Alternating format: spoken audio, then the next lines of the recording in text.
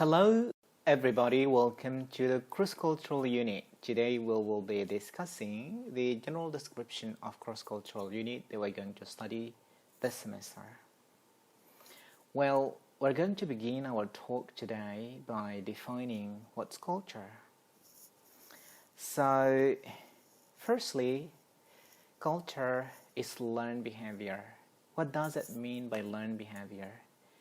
It's something that you learn from somebody else, someone around you, other people around you, for example, your parents, your sister, your brother, people in your community. You learn from me, I learn from you. So basically, anything that we imitate from other people, whatever it forms, it can be labeled as a culture. Okay? Next, it distinguishes man from beast, one human group for another. Okay, so one human group from another. What does it mean by this? Like, if we have culture, I will be different from you.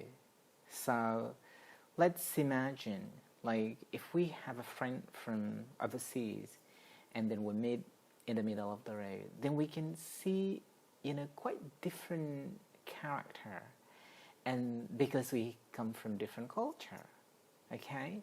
Or maybe the obvious one is when you see me first time in the class in the first semester. You're from your village, and I've been staying here for quite long, and then, how was your first impression? My first impression was quite different with you now compared when I met you first time. Okay? The next one, it is the patterns of behavior and thinking that people living in social groups learn, create, and share. So what does it mean by this? For example, like now, you learn something in the class, and after learning, you take some time and you think about it. And so you come up with a new creation, and after that, you share that. See, it's very unique. Actually, human is a very unique creature. The next one, people who share a common culture, especially common rules and behavior, and social organization, can constitute a society. So when we have, like similar culture, similar pattern of behaviors, for example, let me give you, the quite clear one. I am from Baobab, so there we have, similar, common rules. I mean, not similar, but common rules of behavior, and so that's why I am called Bhutanese. And then some of you, probably you're from Bhutanese, you also have common rules of behavior. And now we are in the class, we actually build a new common of behaviors, which is how to learn. And this is also a new culture that we are creating. Okay? The next one, culture entails knowledge, beliefs, arts, law, moral, custom, and habits. So basically, we can label things, or we can call things a culture. Something that might people agree that they are not culture. First is our sexual organ. Second, the function of our sexual organ. And the next is that our whole parts of body, which is given by the Creator, what is created. And then out of that, they all are labeled as a culture. Labeled as cultures.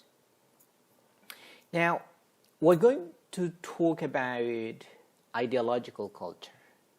probably this will be a new term for you, but when I explain it later, you will find it very easy and you might know it. Okay? So what is ideological culture? There are actually, three things. It entails three things. The first one is beliefs. The second one is values. And the last one is ideals. You need to remember, the first one is beliefs, values, and ideals. And what does it mean by beliefs?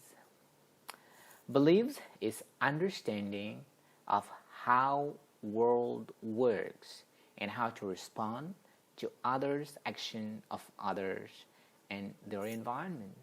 So how are we going to respond other people out of ourselves? So when you meet me, how are you going to respond? How are you going to talk to me? How are you going to behave to me? When you talk with people who have, probably, similar age with you, how are you going to respond to them? How are you going to behave? How are you going to talk to them? How about to your parents? See, this is included in beliefs. And now we're going to move on to values. What does it mean by values? So it differentiate. So values differentiate right from wrong or good and bad. So if you are human and we want you to call you have a culture, you need to know what is good and what is bad. Let's say if we assign you to do your assignment, and then if you do it correctly based on the instruction, means you know what's the culture that you are trying to do. What is the build culture here at university? What is the cultural values when we are at university? See, one of the example. And then if you meet me and then you didn't greet me at all, and you know that I am your lecturer, how do you feel that? Is it good or bad? Or maybe you say something bad to me. Do you think it's good?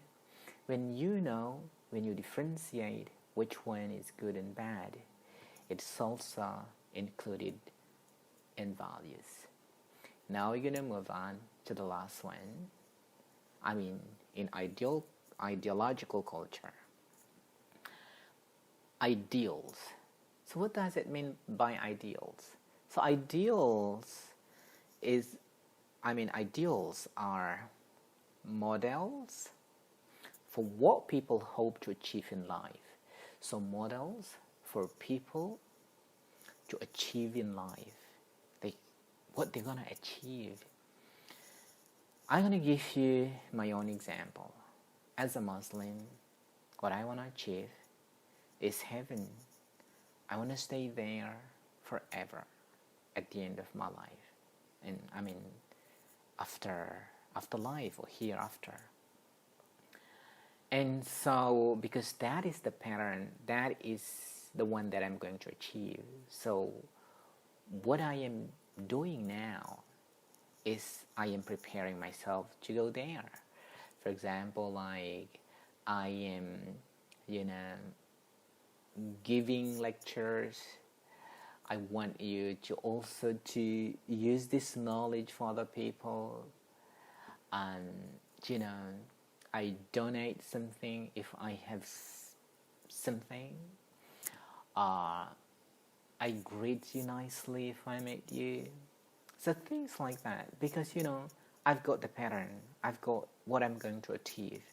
And then, this could be based on religious or other beliefs and values.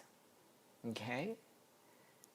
So you can see the relation of what we believe, and how the beliefs shape our culture, shape our attitude, shape our behavior. Okay. Now, here it's also important for you all to know, why do cultures differ? Okay, probably some of you might ask about it. Because we live under the same sky, but why we have different cultures? This is amazing. Okay? Why it is amazing? Because, before we are here in the class, we are coming from different cultures.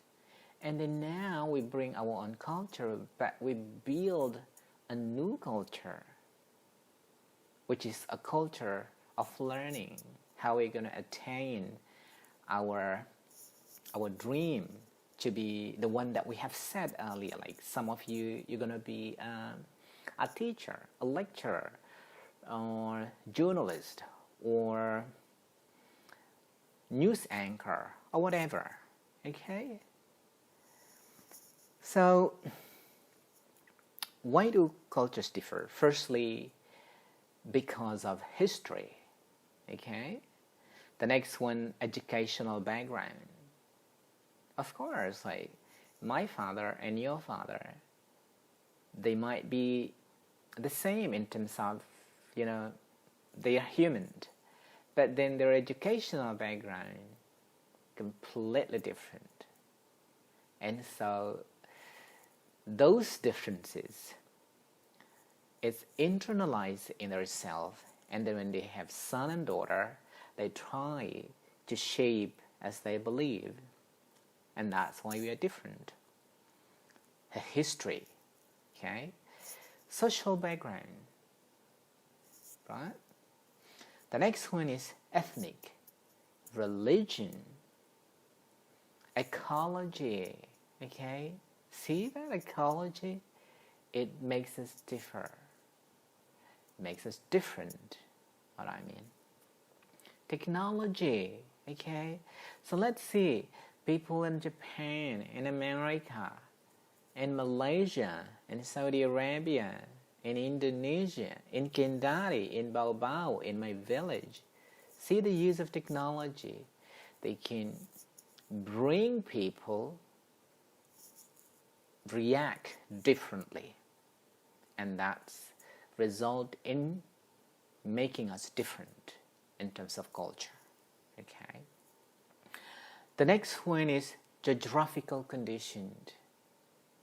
This is also that you need to remember, that you need to keep in mind. Geographical condition will also bring us to, or make us different.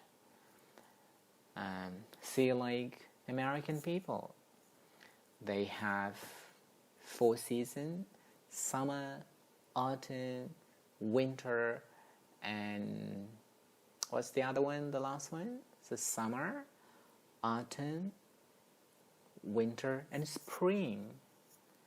In Indonesia, especially in Kendari, we only have 2, wet and dry seasons.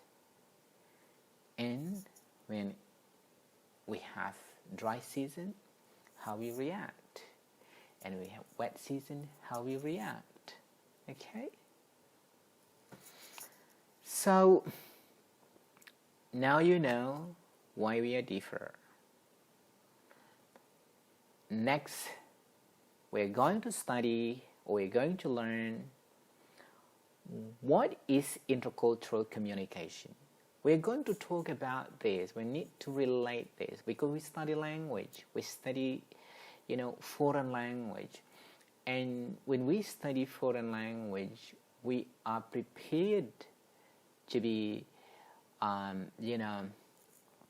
communicating with other people from different parts of the globe. English is spoken by many countries: Australia, New Zealand, America. English, yeah, people from England, or still many more. And so we need to know the idea of intercultural communication. So what is intercultural communication? So intercultural communication refers to the effective communication, remember, effective communication between people, workers, or clients of different cultural background. Okay, so I will repeat it. Effective communication between people, workers, clients of different cultural background. It also includes managing thought patterns, like how the way you think when you meet me, when you meet other people, when you meet foreign people, how you organize that, how you organize your thought. And includes non-verbal communication. When you meet me, I am accustomed with eye contact, even like I am from Kendari. When you want to talk to me, you need to look at my eyes, and I need to look at your eyes. If you are not used to with that, then you have to try to make yourself get used to. Because if it is not, we are not going to build communication effectively, or the flow of communication will be failing. Yeah, that's what I mean. We talk about this again. Why we talk about intercultural communication? Because we all study foreign language. And that's why we need to know this, even not not in a great detail, but at least you have a little understanding. Maybe by the time passes by, you will know how much you need this for your understanding. Next, we also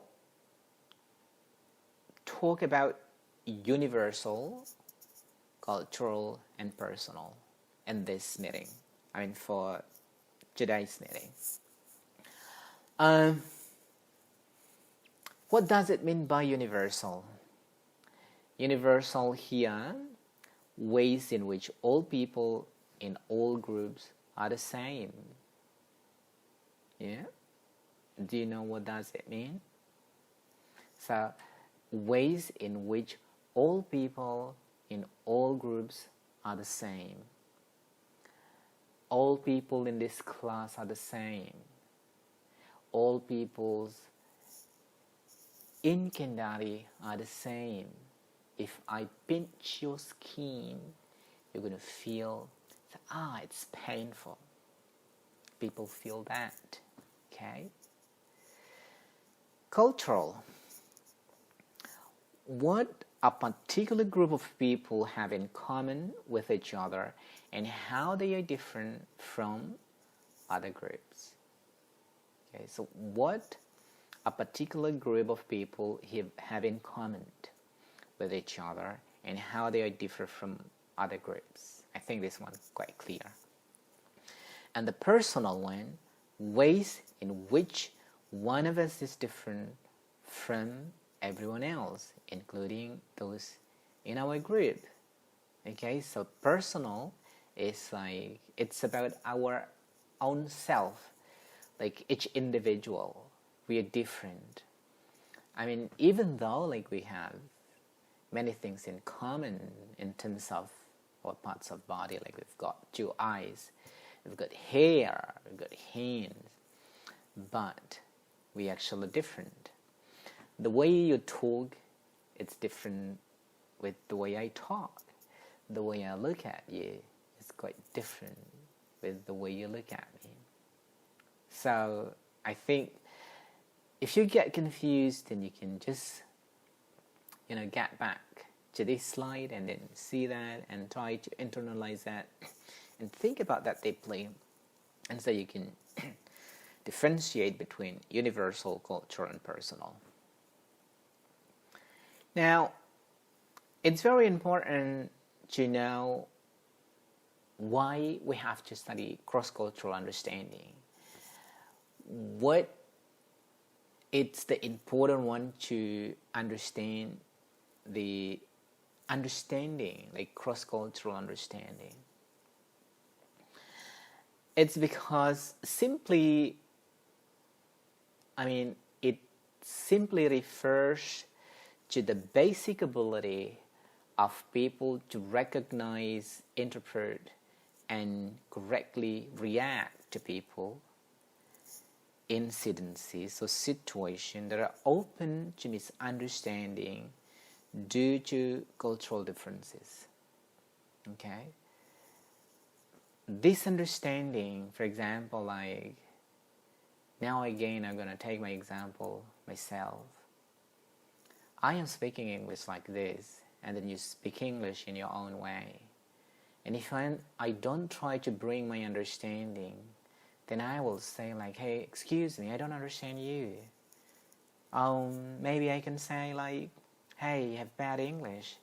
But because I try to bring my understanding, like putting myself in your shoes, and then try to understand like what are you gonna achieve, and so we have bring both of ourselves at this level, even though like at the beginning we might have this, like I am here and you're here, but because I am trying to go and put myself in your shoes, and then it goes like this, and you can see now we are similar even though like we are different.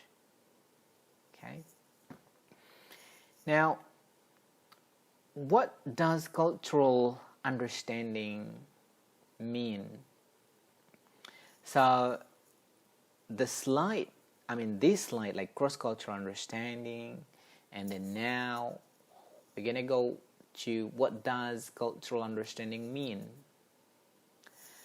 Someone's cultural awareness is their understanding of the differences between themselves and people from other countries or other backgrounds, especially differences in attitude, values.